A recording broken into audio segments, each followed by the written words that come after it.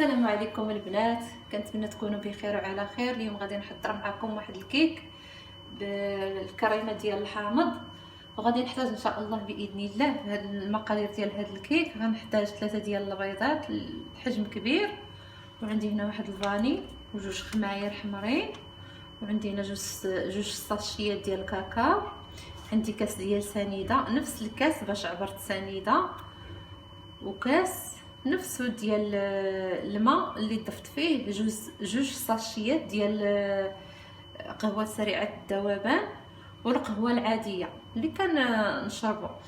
وعندي هنايا عبرت هنا جوج كيسان ديال الطحين نفس العباره البنات. بسم الله على بركه الله، نبدا في التحضير ديال الكيك. بسم الله، غنبدا بالتحضير الكيك. نطرب البيض هو الاول نفس الطريقه المعتاده عندي في التحضير ديال الكيك. هذه هي الطريقه باش كينجح ليا الكيك.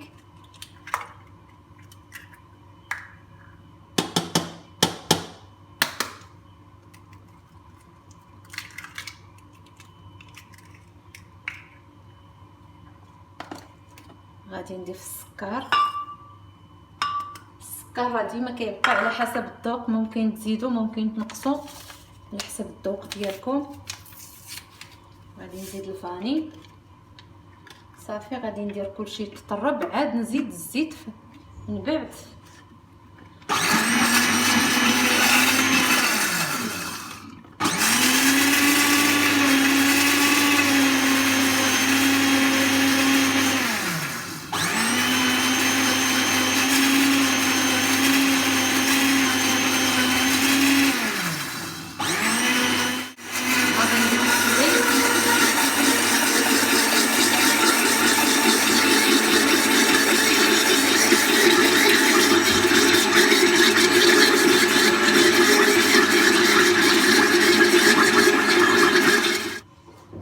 بعد ما طربت البيض ديالي انا خويته هنا في هذا البول هذا.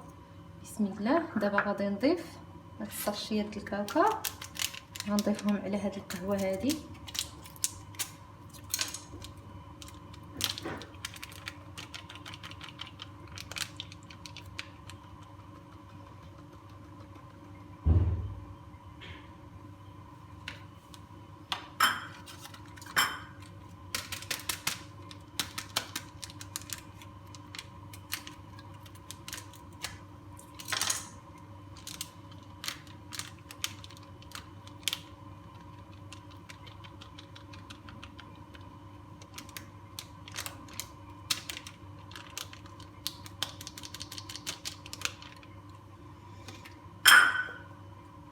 صافي، هنا غادي نخلط هاد الكاكاو مع هاد القهوه هذه اللي خلطتها. صافي، هنا غادي نضيفها على هاد الخليط هذا.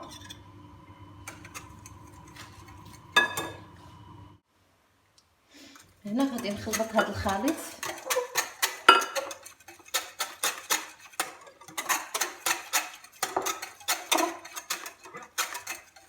هنا غادي نزيد الطحين، عندي جوج كيسان.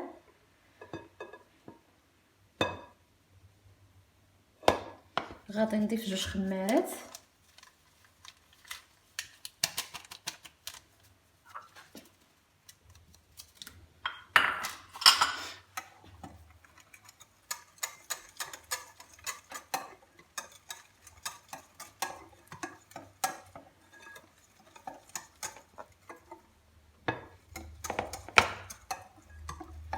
على حسب الطحينه الاخوات، الا كان الطحين تيتشرب يعني ما نقدروا ما نزيدوش هذوك جوج كيسان كاملين. حنا غادي نخلطوا بشويه بشويه وغنشوفوا القوام ديال العجينه.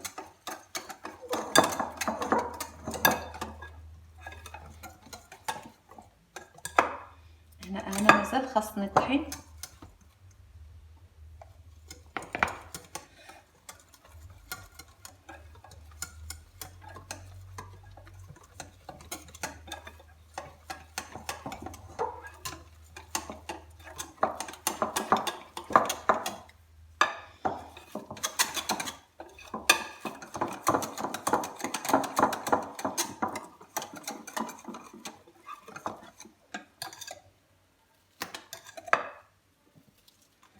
غادي نضطر نزيد هاد 2 كيسان كاملين.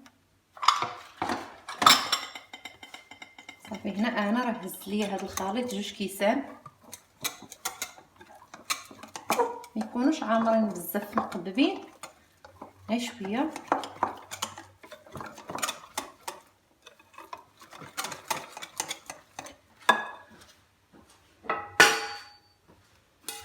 عندي هنا المول اللي دهنته بالزيت. هاد المولات البنات راه يلا خرجوا جدادين، راهم زويونين، كتجي فيهم الكيكه رائعه والثمن ديالهم مناسب. هذا خديته ب 12% هاد المول هذا، وكاينين وحدين اخرين غلط من هادو ثقالين كيديروا شي 150 درهم اللي كيديروا. فزوينين الكيكه كيجيبوها زوينه وفيهم تشكيلات. صافي هذا هو القوام ديال العجينه ديالي كيف كتشوفوا. بسم الله. غادي نصب الخليط ديال الكيك، نحاول نهز يدي شويه الفوق هكا.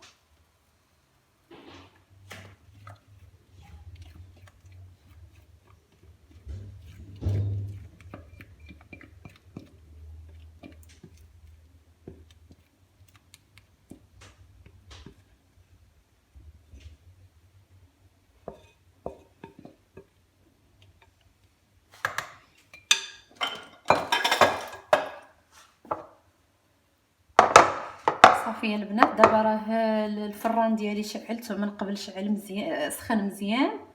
انا غادي نرد الكيكه ديالي نشعل ليها من التحت حتى تنفخ، وعاود نشعل ليها العافيه من الفوق حتى تحمر، ونتلاقى بكم ان شاء الله.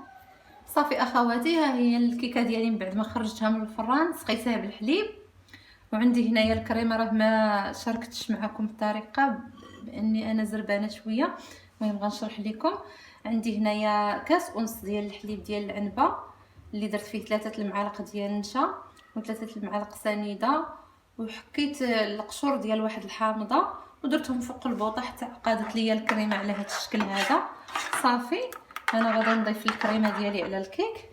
بسم الله.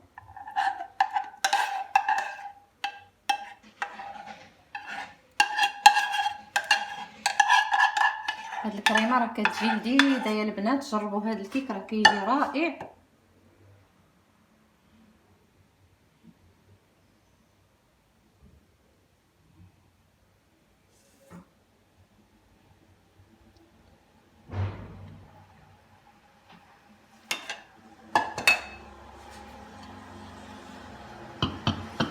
صافي دابا نحرك هكا باش تجيني الكريمه متساويه.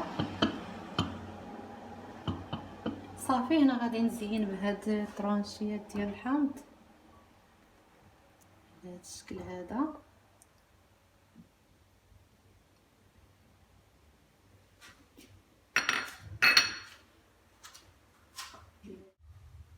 صافي اخواتي، الكيك ديالي من بعد ما وجد زينته على هذا الشكل هذا. نتوما زينوا باي حاجه عندكم في الدار. وما تنساوش اخواتي تدخلوا عندي القناه ديالي وتابوناو في لاشين ديالي.